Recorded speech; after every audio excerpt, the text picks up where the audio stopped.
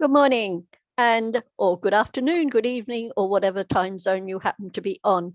Welcome to this top tips and triggers event. We hope that it's going to be quite an enjoyable event and that you will get quite a lot out of it. We've already seen from the poll that you're kind of starting to think, some of you are starting to think about becoming a research active environment. So I am Carmel Capewell, and I am co-chair of the co-convener of the Research Methodologies in Education SIG, along with Alison Fox. And this event is also being hosted by practitioner researchers at SIG, which is Claire Tyson, and unfortunately Emma Taylor couldn't be here today, and the Leadership SIG, which is Lindsay Johnson and Azuma Dennis. So as we go through, we would really like you to use the questions.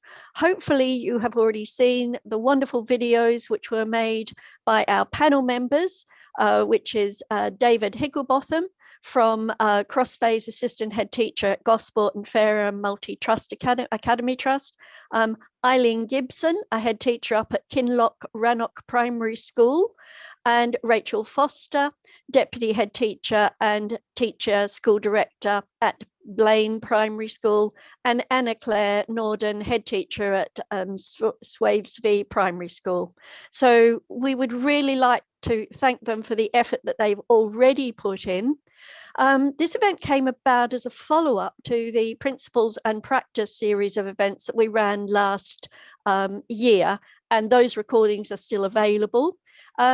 And out of that, we were asked to look at some top tips and triggers from head teachers and senior management principals of looking at how schools and educational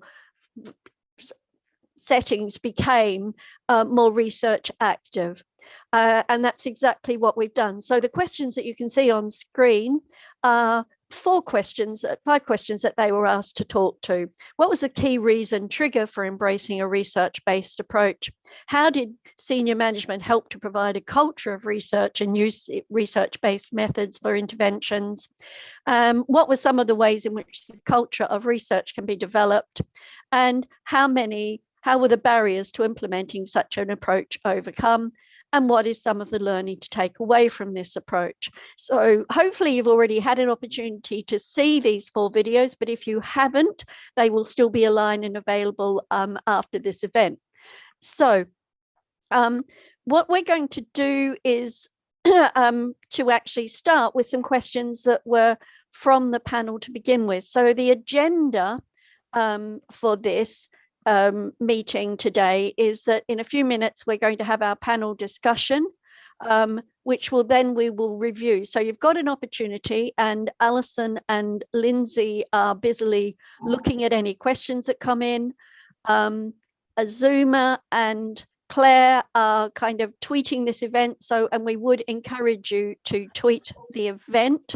So that is she says, madly looking for it, at Beera News, hashtag top tips and triggers, all one word. Okay, so without further ado, I'd like you to welcome the panel. And think about this question that we've had: where are you, your organization, on their own journey towards encouraging develop? Okay, so with that, we'd like to start some poll questions here. So if you could start these poll questions. So seeing we've got some people going already. So where are you, your organization, on their own journey towards encouraging research and developing your school, so that we can start to pitch it a bit better?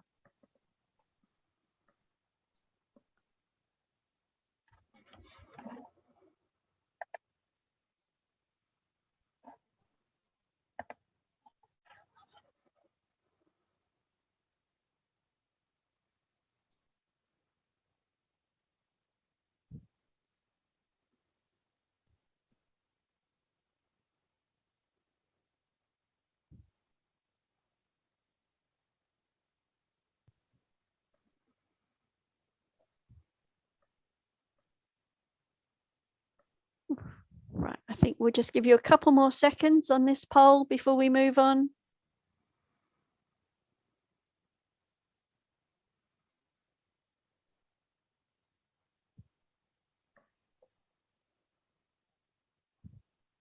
Okay, I would really like to welcome our presenters, which is David Hickenbotham. Good morning, David. Eileen Gibson. Morning, Eileen. Morning. Anna Norden. Good morning. And Rachel. So we had some questions already in the question poll that we had with the presentations. So if I can start with one for each of you. So Rachel, to start with you, that's okay. In your very interesting presentation, you gave us an iceberg. And that was sort of captured the imagination of a fair few people. So how do you capture the hidden impact that you talk about in your iceberg? Hi there. Thank you, Carmel. Hi, everybody. This is an interesting question, actually, because in my presentation, you would have learned that actually that at times is the most interesting part of the research journey that we've been on. And in actual fact, that it's captured in two different ways. Firstly, it could be in the written reflections of the researcher, whether that's a teacher or one of the leaders. Secondly, it's captured as a mechanism for change. So this could be discussed as a senior leadership team, first of all, then with our wider team. And often in our plans, such as our school development plan or our plans for whole school expenditure for pupil premium or catch-up funding, we have a box which is our rationale. And from our research or from our thinking or from the kind of hidden impact, that might form the rationale for a change or an approach that we use as a school. And sort of in the presentation, I talk about the why. So sometimes it's that hidden impact is captured as a kind of mechanism for further change or the introduction of an approach or something that's on our school plan. It's dreaded unmute. Just very briefly, do you think you could give us a for instance or an example of one that's happened? Yeah, sure. So, I mean, there could be a few. Let me just have a think about the best one. Probably the one that's sort of highlighted in the presentation is the most pertinent, because that brought around a whole school change around appraisal, and this whole idea that, you know, we're working towards impact and outcomes, but sometimes it's the process that's the most important part. And I think if we can have a sort of changing of the metric, you know, what is it that we really want as an outcome? Do we want staff to be focusing on pedagogical change, or do we want it on a percentage in terms of outcomes for children? So I think, yeah, for me, that's been the most powerful. It's one of those sort of realization moments.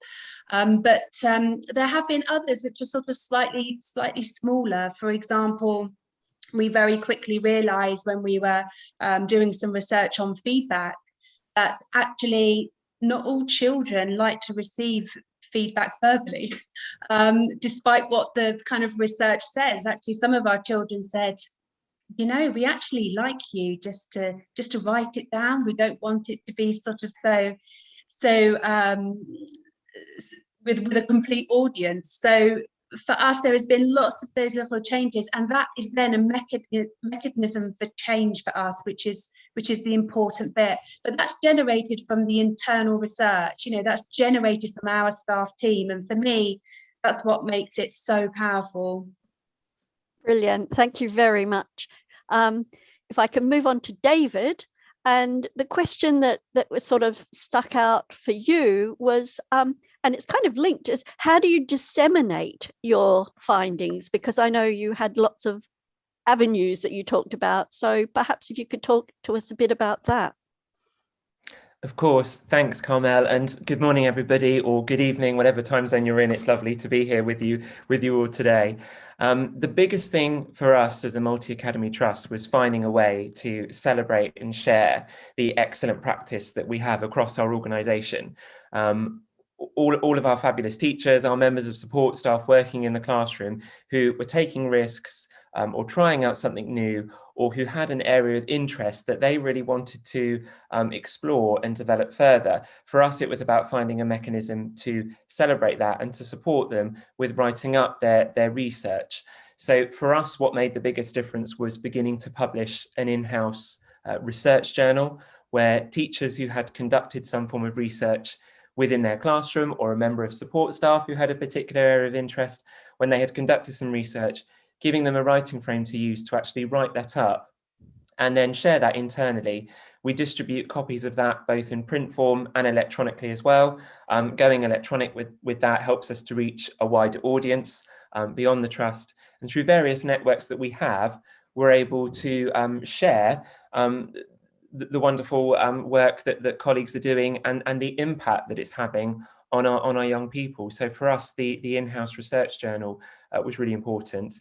And also just finding time and building time within our school's directed time budget for colleagues to actually have those discussions, to engage in dialogue and discourse, actually building that in and not just expecting staff or colleagues to find the time to do that. We probably all know those colleagues in our schools who will want to do that, but actually finding some time to do that has made a real difference, and it's really fueled passion and interest in, oh, I've got this area that I want to explore, I've actually got some time to do that, and that's had a real big impact. Brilliant. Can you, again, putting you on the spot a bit, can you think of a specific example where someone has disseminated something that perhaps if these channels didn't exist, it wouldn't have happened? A project that a colleague was working on a few years ago, I'm sure my colleagues on the screen would have had colleagues who've looked into this as well, was about reducing workload and particularly around marking and feedback. And a colleague was really keen to try out different ways of marking and giving feedback to their class. And we had a colleague who trialled whole class marking using sort of various different templates with their classes. Which did the students find particularly friendly to use? Which did they find really useful? And that led to a whole school review of our marking and feedback policy in terms of a shift to whole class marking, because it reduced teacher workload in terms of having to write in every single book. Teachers could just go through the books and look for common areas where students had done something really well, common misconceptions, and then address that as a whole class, celebrate the successes of individual students. So that's probably the most recent one that's had a big impact in terms of quality of feedback, but also reduction of teacher workload, which is quite big out there at the moment. Okay, thank you. If I can just move on to Eileen now, and how do you move forward from the plethora of ideas produced by students, because they seem so enthusiastic and you don't want to squish or squash any of them? No, thank you, Carmel, and hello everyone. It's lovely to be able to come and talk to you this morning. I think you're right, children, we should never underestimate the ideas and the power of the ideas that they have, and they always come forward with lots of different things.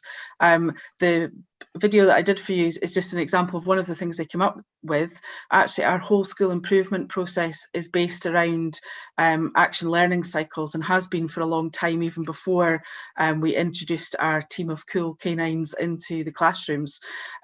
Basically, around 4 points of the year, we get together as children with their families or staff or our agencies together, and we actually look at what's working well, what are we really enjoying and getting the most out of, what skills is coming from the activities that we're doing, and is it something we would like to take forward? And we bring all those ideas together in June and have a look at it again in terms of school improvement. And you're right, we have loads and it's very difficult to narrow down, but I hand ownership of that over to our children and say, well, here you go, here's everyone's opinion. Which of these things are the most important to you, and why are they the most important to you, and what do you think will change in our school because we have used that idea? And actually, as a head teacher, that's great, because then I've taken a step back from the responsibility of owning that particular piece of work. It goes to somebody else, and they're able to then use it and expand on it and take it the way that they want to do. sometimes using research, sometimes implementing something somebody else has come up with, but it's that whole process and that whole cycle. Our school improvement plan goes out as a learning cycle based on the work of Rushton and Souter and Kolb's learning cycle, so families can see what we're doing in terms of preparing for something happening and change happening. They're also involved then in the planning for the change happening, and that is ranged for planning for outdoor play, to planning play in the classroom, for the dogs coming in. This year it's been working on our emotional health and well-being and resilience coming back into school after being in periods of lockdown. And then all the way throughout the year they get feedback on the implementation of how that's happening. Sometimes kids make videos, sometimes it's in our newsletter, it's just different mechanisms, but they know what to expect and when that's going to come out. And every time we work through an initiative, then we come together and celebrate the evidence of what has happened, what hasn't happened, and all those things. It's like the iceberg, it's all the other little things underneath that have helped make other changes and make the environment very happy and an engaging place to learn. So it's a whole gamut of things, but I'm very glad to say that the responsibility of what we do as a school comes back to our children. Brilliant. Thank you very much. And you've already given us some examples, and thank you for bringing in the kind of underlying research methodologies. Right. And if I can move on to Anna, and one of the things that you said in the video is that what would help other teachers, like you said, when you were in an early career stage, in gaining access to the tools, ideas and systems that you said you felt you needed. Thank you, Carmel, and thank you to everybody. I think listening to my colleagues here is one of those really important tools to support that gaining of ideas. But I think the first thing is intrinsically for young teachers, harnessing their curiosity, knowing that your passion is absolutely in the right place when you're looking at outcomes for your children, and making sure that you're not frightened to have your voice. And I think that's really important, because I think that young teachers going into particularly bigger schools or academy trusts can often feel a little lost and feel that actually their thoughts and ideas might not be important. So I think as a young teacher, that's really important, and that will lead you to some of those ideas and tools and systems.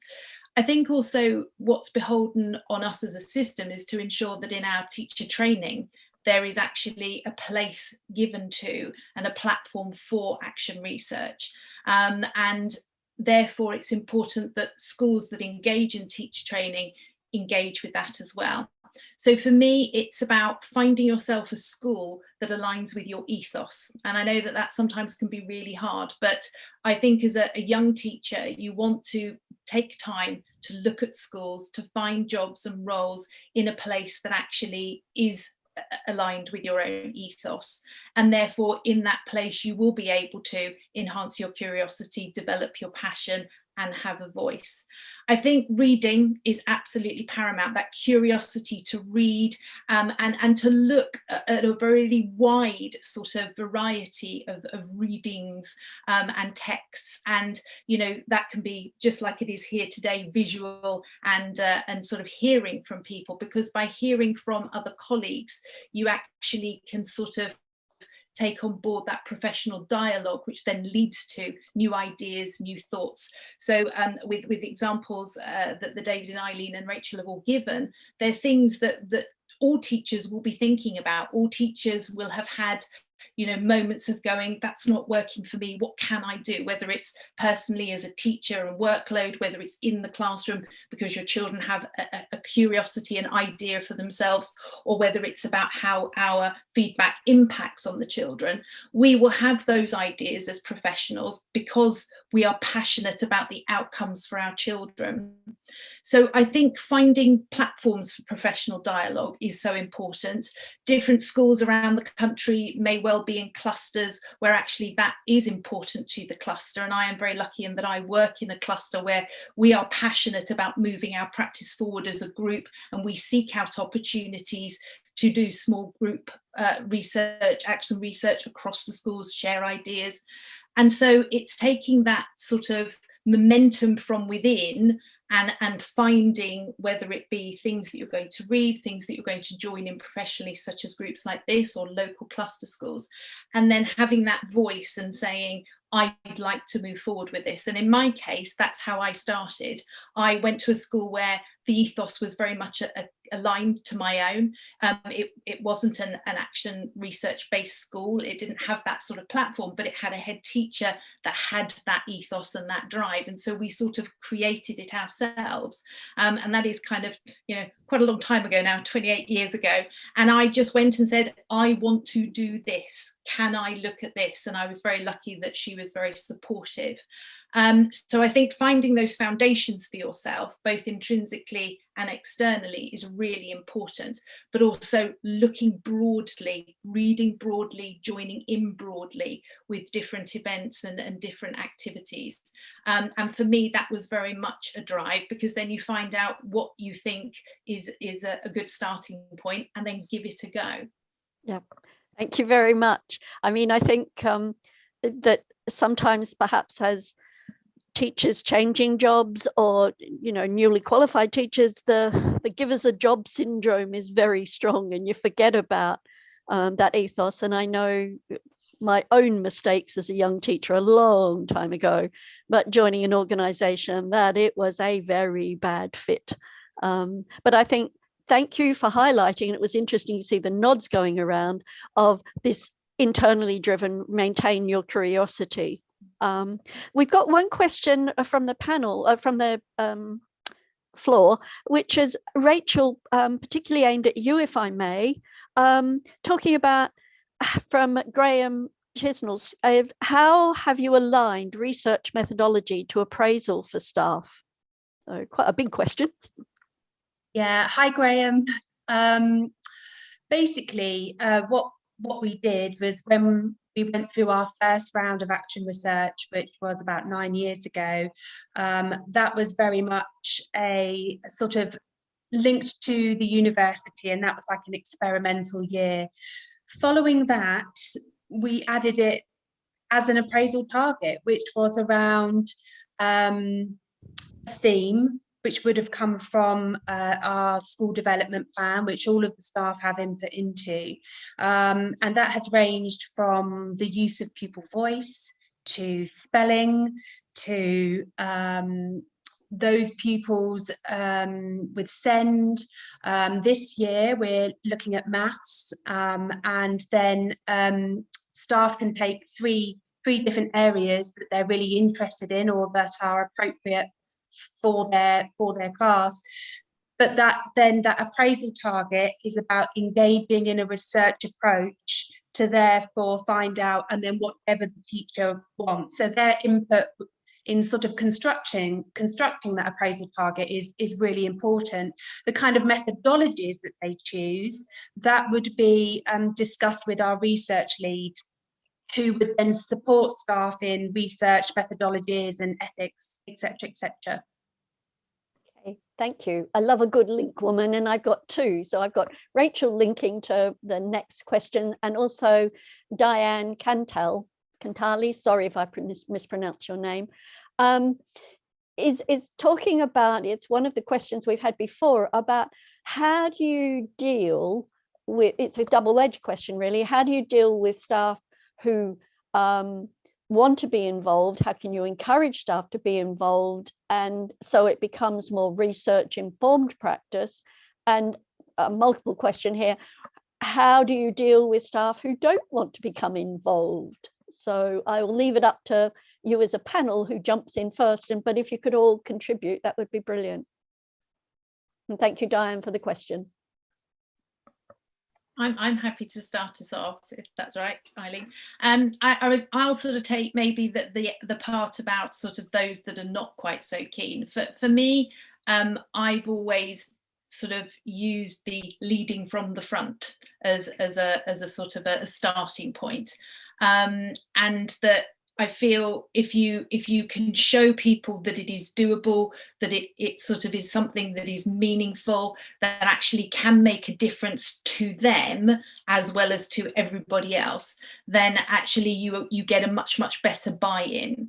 And so leading from the front, particularly initially, I think, you know, for me, starting in a brand new school, sort of I wanted to lead these sorts of things, then I did that. And even though I wasn't a classroom-based teacher, what I did was to find a colleague within my school who sort of had talked to me, wanted to do something, and worked with them and showed that I would take on board some of that legwork, some of that kind of routine, make it possible for them to engage in it alongside them, and then sort of, you know, breed that out to the rest of the school. And that for me has always been a really successful model.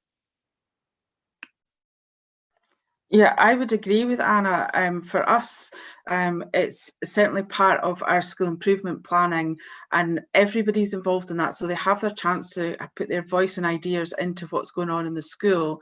And because a lot of it comes from the children and families as well, I think there is more onus then to be able to say, right, okay, it's not just being dictated from your local authority that this is what you need to do this year. This is something that the kids want, and they're going to see a benefit out of that. And I think that's brought around staff members who are maybe not so confident, or it's maybe been a while since they've engaged in any type of sort of action research or even professional reading and looking at journal articles and looking at all the other information that's out there. The other part of it is we've had changes in staff in our school, and one of the job questions we ask for teachers coming in is about the research that they have been involved in. So right from the start, we set that our precedent is we are a research active school. You know, how are you going to contribute to our setting as well, so that it's not hidden, it's not something that becomes an add-on.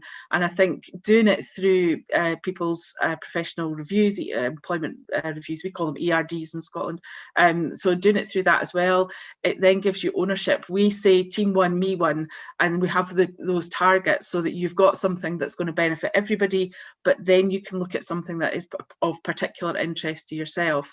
And the most important thing for us, I think, is the sharing of how it's going during the whole process, but that celebration when things go right, but also because we're all there, even the children are there going, oh, it's okay, it didn't work this way, so let's try it a different way.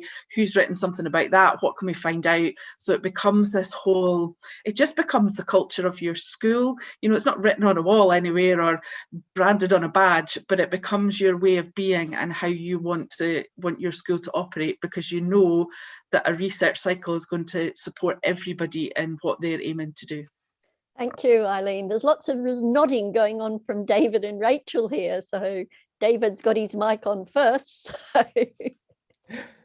For me, it's about developing that culture of reflective practice. We all encourage our youngsters, we want our young people to be reflective, but we can encourage that in our staff and models. So very much what Anna was saying, leading from the front. And I think we can all think of those colleagues in our schools who perhaps are more resistant to change. And it absolutely is about getting the buy-in. I think if you can get the buy-in from some of your toughest audience members, from want of a better term, then they can have an influence over other staff. I think teacher voice travels far, and if there's lots of members in other departments, I'm thinking of our two large secondary schools within the trust, if there's colleagues in other departments who are talking about, oh, I've read this and I tried this with my year 11s, or I've tried this with my year 7s, or I've tried this with year 4 and it's really had an impact, other staff are suddenly like, oh, what was that, what was that, what was that? And it then you then get this domino effect of staff thinking, I don't want to miss out on that, have I missed out on anything? So I think that's really really powerful, and just making the research and literature, whether it's books or whether it's journal articles, making it accessible for staff. It's really difficult for busy teachers, for busy practitioners to find that time during their day. So if you have a research lead or a similar role where someone's actually doing the legwork of distilling that research into really easily accessible summaries, then that can make a difference as well, because you've done the hard work bit, which is sifting through. There's a huge amount out there now. There's a growing body of research literature. And when you first look at it, it can be quite overwhelming. And you think, when I first started looking at it, I was like, I don't know where to start. And staff sometimes need to be guided in terms of, you know, what's good, what are the strengths of this, what are the weaknesses of this. So for us, setting up a journal club as well, where staff could come along and talk about a particular article, has been something that staff have really enjoyed, and having that time and space to do it. Thank you. And last but not least, Rachel. Hi there, thank you. I just totally agree with everything that everybody has said. And I think modeling, and I think you talked about this, is like modeling that process yourself as a leader is really important. So it's not a sort of top-down model. It's more, right, let's look at this all together. This is something as a school we need to develop. How can we do that together? And sort of exposing yourself as a leader and sort of letting go of that control a bit actually really demonstrates something to your staff team. It shows that we're all curious and that we can all kind of have a part to play in finding out some of the answers or the approaches which are best for the young people that we work with. I do feel that reviewing it midway through the year or roundabout at that point, again, is a really positive way. And we often have our conference, our whole school conference at that time, and staff have an opportunity to talk to each other about where they're at with their research, and anything that they're grappling with or anything that they've sort of found out at that point. And at the end, marking it in some way, whether that's a sort of celebration and you invite parents in, or that it's published in some way, it kind of brings it to an end, if you like, and acknowledging where things have gone wrong and it didn't quite work, I think is so important. Particularly, I agree, to model that for the children. Sometimes it doesn't work in the way that you want it to, but that's all right. Look at the other things that we learned as going through that process. So, yeah. Brilliant, thank you. And I think Eileen was saying the same thing in terms of the children going, didn't work. And I think that's really quite important, particularly in today's society, if I can chip in terms of we need to learn that not everything works. And actually, it's a good idea to find out what doesn't work as well. Another question from the floor is about, and it's kind of come out from what you've said. So I think it's a double-edged question again about budgets and about, do you all have a research lead in your schools? So again, chip in, whoever wants to go first. Can I just answer this first? Because I find this, it's incredible. My school budget, bar staffing, for the whole year is £1,113. So we do not have an additional budget for any kind of extra stuff. It all has to be done through the children, the families, the staff, bringing things together. We would love to have extra budget to be able to, bring in people and have folks come and visit us, and we go and look at lots of other places. But it is literally done from the will of what we can work with at school. Pupil equity funding has made a slight change to that, but I get another £1,000. That's it. So it's something that I think we're seeing more and more information coming out from Scottish Government, and thinking research is so important. We need to be moving that way. For me, it would be brilliant if it was more. We had more funding that came with it, but I suspect those at larger schools will have more budget to play with, so might have more of an answer than I can give. I think that's really important, though. Money is tight, but I think, David, can I ask you to come in, because you were talking about how do we choose, and there is so much out there, and at the moment there's a lot of free stuff, but even that's overwhelming. I'd spend my whole life at conferences quite happily, but I wouldn't get any work done, and my boss would probably object. Yeah, I think for us, what's been really key is our relationships with local higher education institutions in terms of actually accessing journal articles. So that's been key for us in terms of when we have done various projects with some of our local universities, that they've been able to give us access to those journal articles. And we've got some colleagues who are engaged in master studies and other courses with local universities. So it's about being clever and creative in terms of how you get access to those, because the reality is a subscription is hugely expensive, and a lot of higher education institutions aren't just able to make those publicly available through their libraries. I've tried to go in that way, but it is about having those existing relationships with them. Something that I've done across our trust with our professional learning budget is to put some of that money aside to be able to buy some of the more recent publications and some of those books, because we found that a lot of members of staff were saying, I've seen this book, and have we got this, and have we got that? And I found that we did have a large collection of books across our schools, but there's been so many more recent publications and some really good high quality ones. So the opportunity to update our staff CPD library has been great, and it's about reminding staff that that is there and publishing it regularly, whether it's through newsletters or updates or in staff briefings. You know, don't forget, we've got these books, you can go and borrow them, whether it's one on retrieval practice or whatever it might be. Again, because you know, we're a growing trust, perhaps having access to a larger budget makes that slightly easier. But yeah, there is lots of free stuff out there, particularly during lockdown. There was lots of free CPD available, lots of I'm sure my colleagues will be aware of some of these, but colleagues like Tom Sherrington, Tom Bennett made lots available for free during that time. Some really good high quality CPD, particularly from Tom Sherrington about Rosenshine's Principles of Instructions. So advertising that to staff and finding that and signposting them to that, what you know is high quality is key. Okay, thank you. Rachel, do you want to come in, or Anna? Hi. Yeah, I actually think in terms of funding, it's actually one of our cheaper approaches as a school. I think, like David, we do have some members of staff that have access to the full library, and that is very helpful in supporting colleagues. We do have a very, very small budget for books, and again, we have a kind of bookshelf in the staff room so staff can access that. So in terms of actual funding, I think it's actually quite small, but with a high impact, particularly on the kind of culture of the staff, and that sort of developing the learning and curiosity. I suppose time is the currency in schools, so you have to kind of allot staff learning sessions and give staff the time to engage with it, which I think is what we mentioned earlier. So in terms of budget, time is the kind of the big thing, the big currency in schools, as we all know.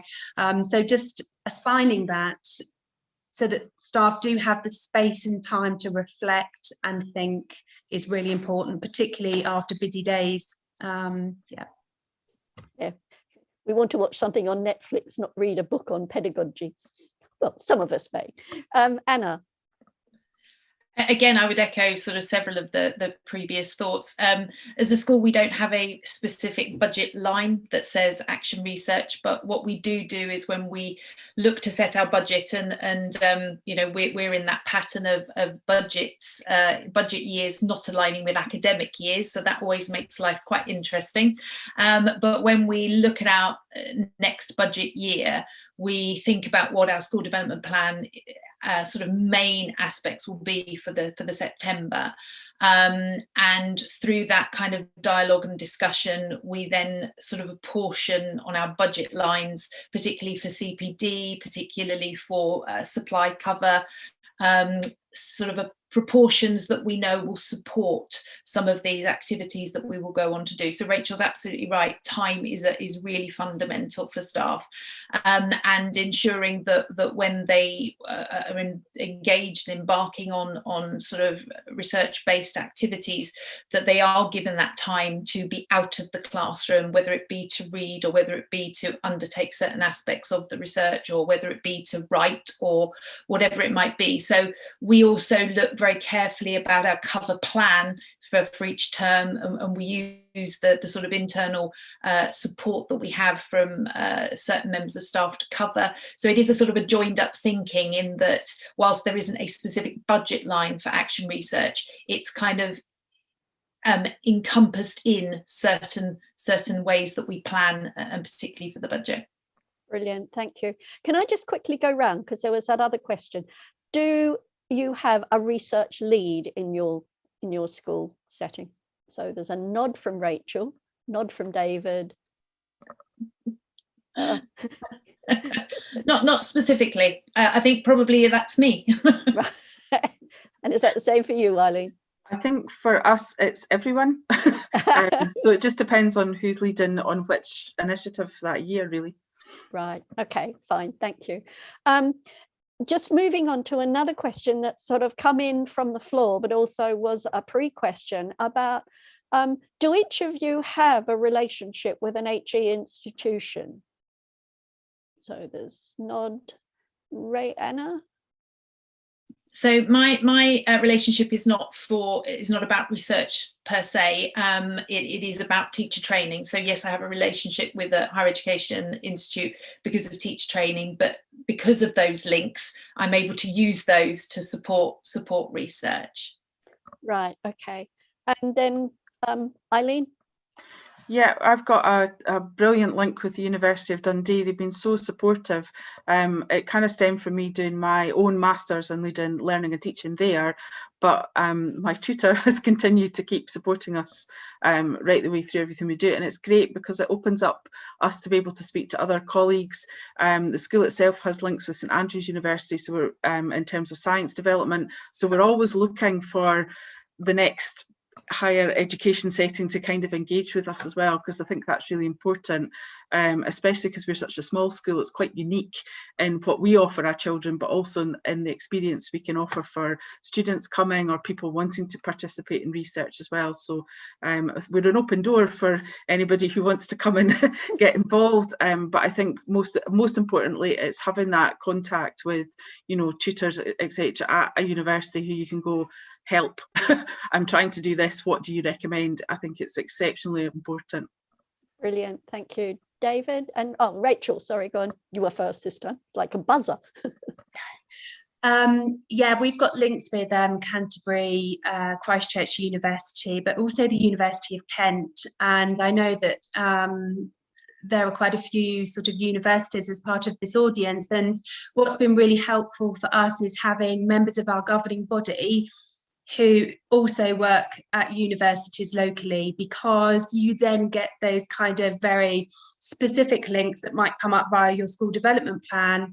I mean, that's been the case with geography for us, with science. Yeah, get yourself on governing bodies because it's really helpful for schools. Shameless plug there. Thank you. David? Again, a lot of our links with higher education institutions has stemmed from Ministry of Teacher Training. So links with the University of Southampton, the University of Portsmouth, the University of Winchester. So through those partnerships, we've sort of tried to fan out in terms of links with other departments besides the ITE or the ITT departments. Really successful relationship that we have with Portsmouth University in terms of them supporting staff to embed action research in their classroom, providing templates for writing it up, guidance on research methodology, the ethics side of things.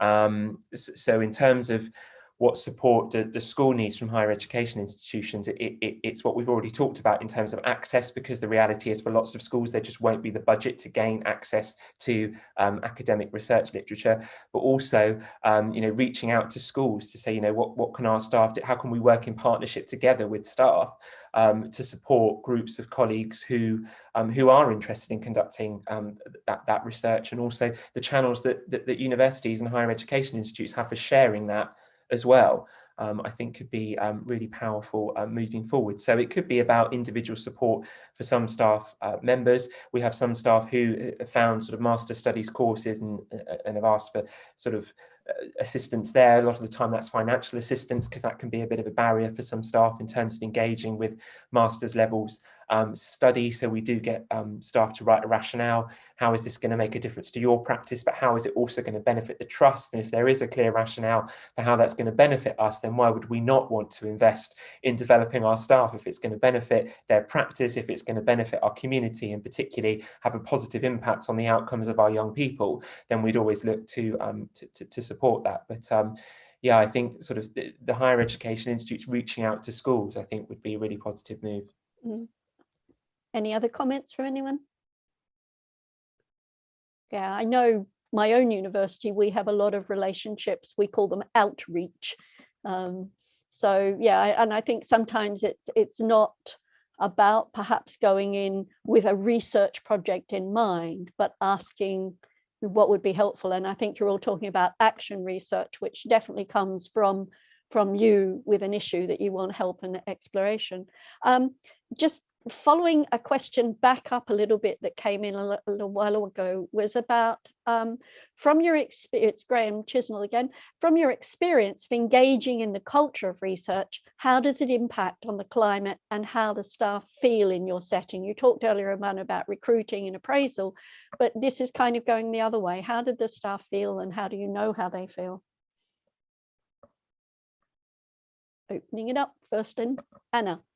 I think that sort of where you have staff that are passionate about something and you are giving them a platform to engage with that and sort of move that forward, I think they feel very valued. And I think when staff feel valued, actually the sort of the benefits that you reap are even bigger than the action research activity itself.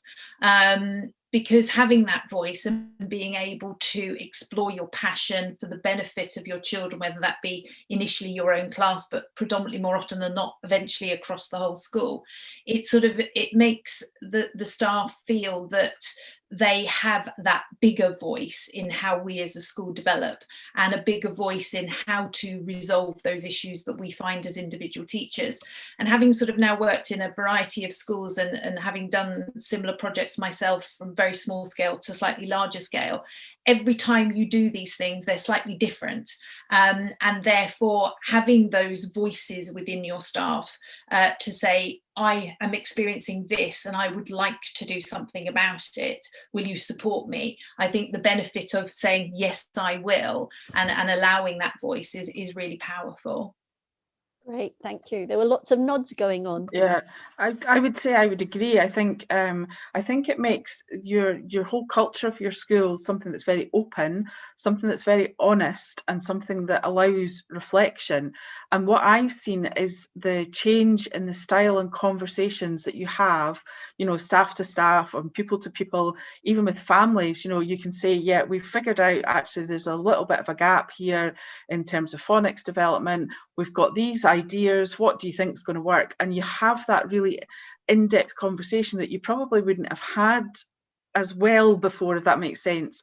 And I think because it's so open like that, everybody's willing to say, actually, this is brilliant, I'm stuck, here's a problem, what shall we do? And you become very solution focused.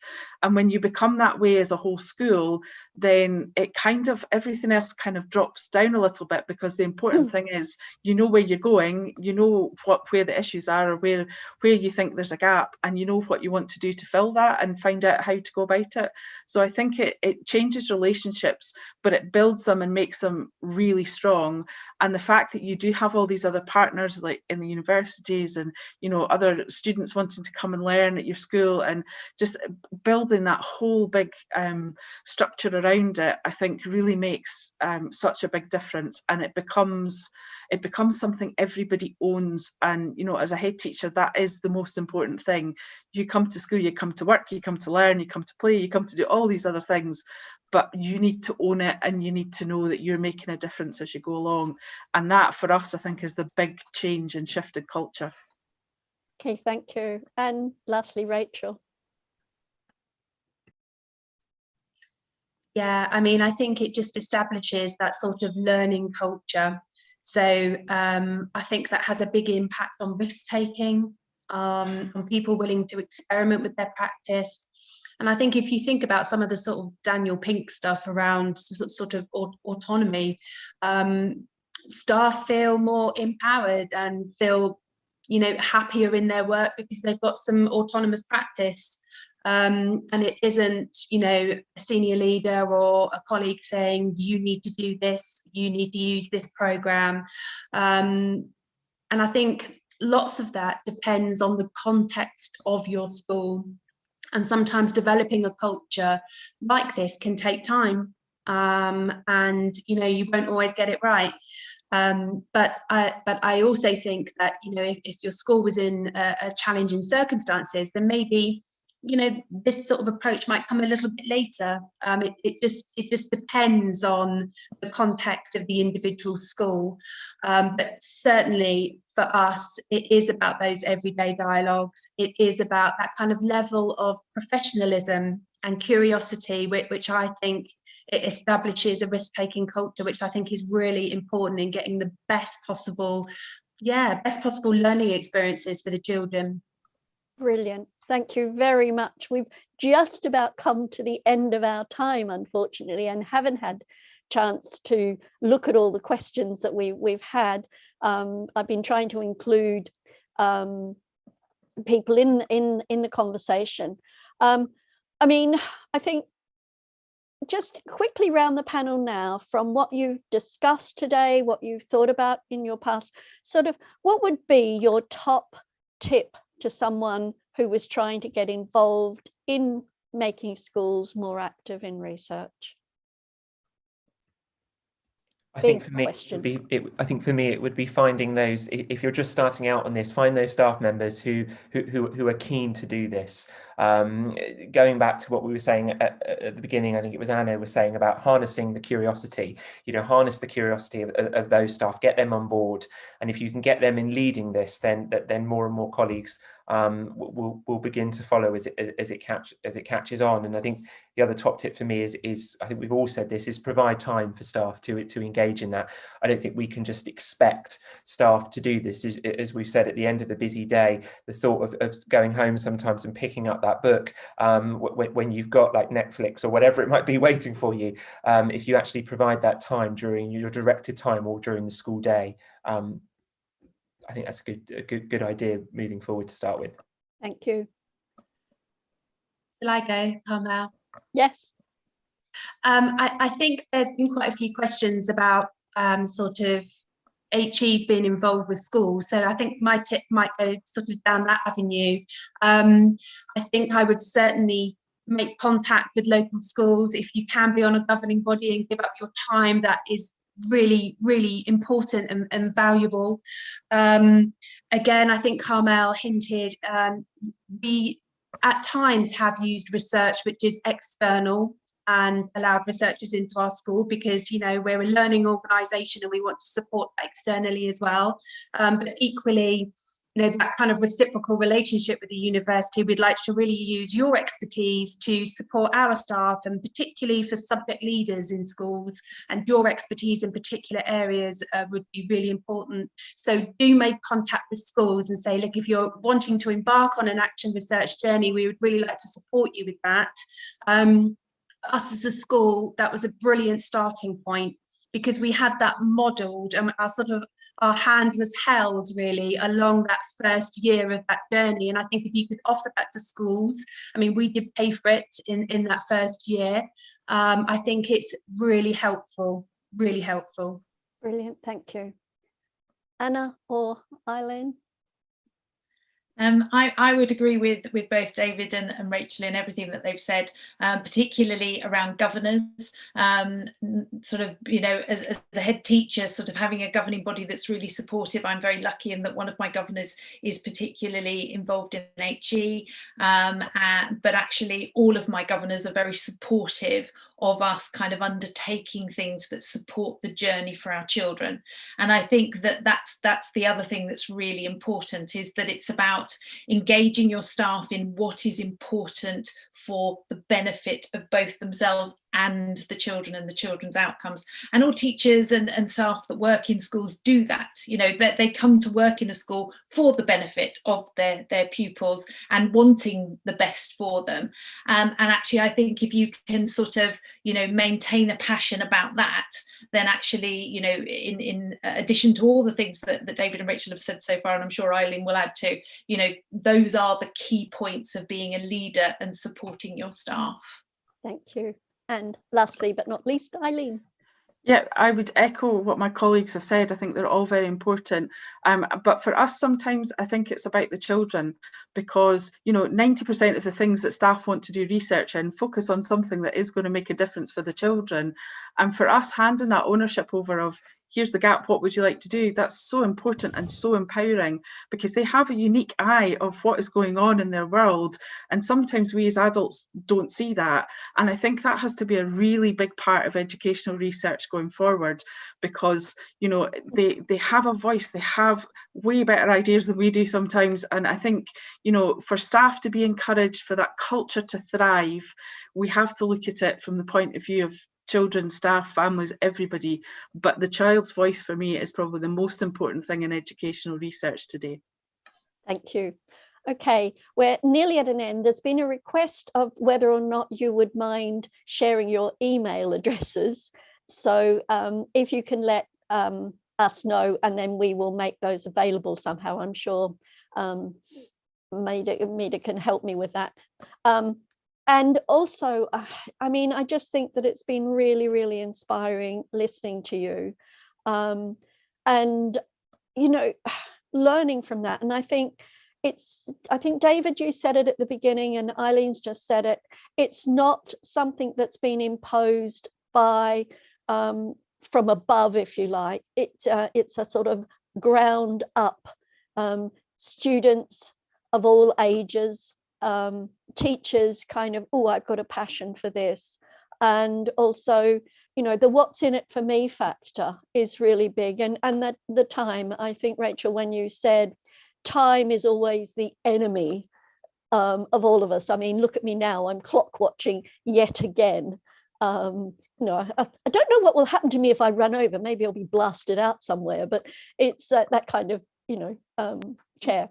Okay, we have now been very clearly indicated that we need to move on. Thank you very much. So what we'd like to ask now of the audience, and perhaps of our panel as well, what other events would you be interested in? And how can we go forward with this? So this is where you just type something in and you have 25 characters. So it will either need to be a keyword or a little short phrase, how Twitter used to be. So I'll give you a few minutes, but I'd really like to thank our panel for your contributions. It's been brilliant.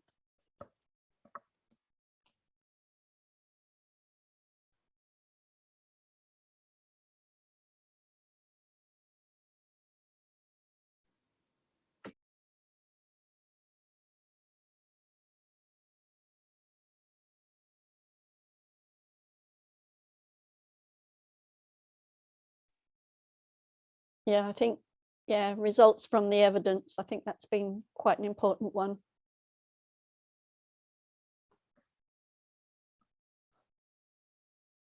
Yeah, I think that was mentioned earlier on, wasn't it? Mental health. I think that was Eileen was talking about how that became more of a priority this year in particular.